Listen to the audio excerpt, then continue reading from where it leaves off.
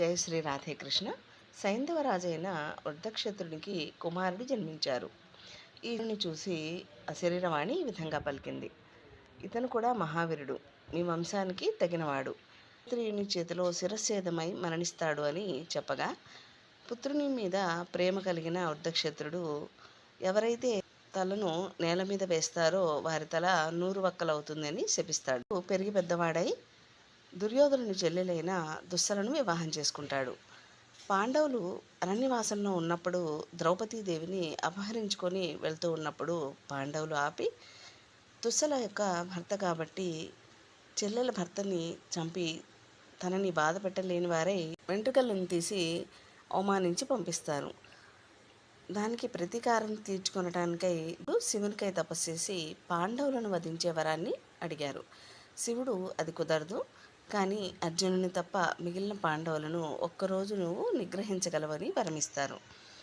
అర్జునుడు యుద్ధమందు లేని సమయంలో పద్మవ్యూహం ఛేదించటం తెలియని ధర్మరాజాదులు అభిమన్యుణ్ణి అది ఛేదించమంటారు.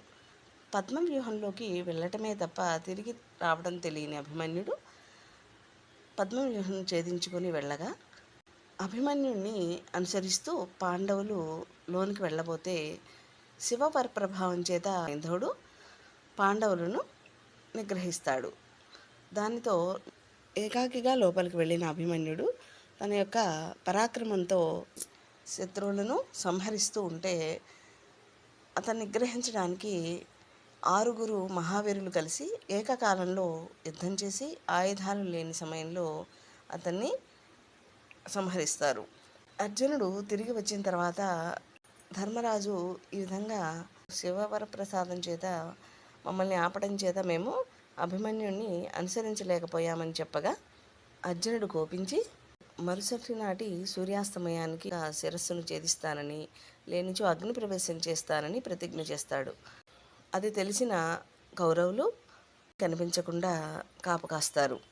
అయితే సంధ్యాకాలం అవుతుందని శ్రీకృష్ణ భగవానుడు తన చక్రం చేత మాయా చీకటిని సృష్టించి సంధ్యా సమయం అయిపోయినట్లుగా సృష్టి చేసి బయటికి రాగా, అర్జునుడు పై పాశుపతాస్త్రాన్ని ప్రయోగించబోగా కృష్ణుడు ఈ విధంగా అంటాడు: తండ్రి శాపాన్ని తెలియచేసి అతని తలను నేల మీద పడకుండా వృద్ధక్షత్రుని యొక్క ఒడిలో పడేలాగా చేయమని చెప్తాడు.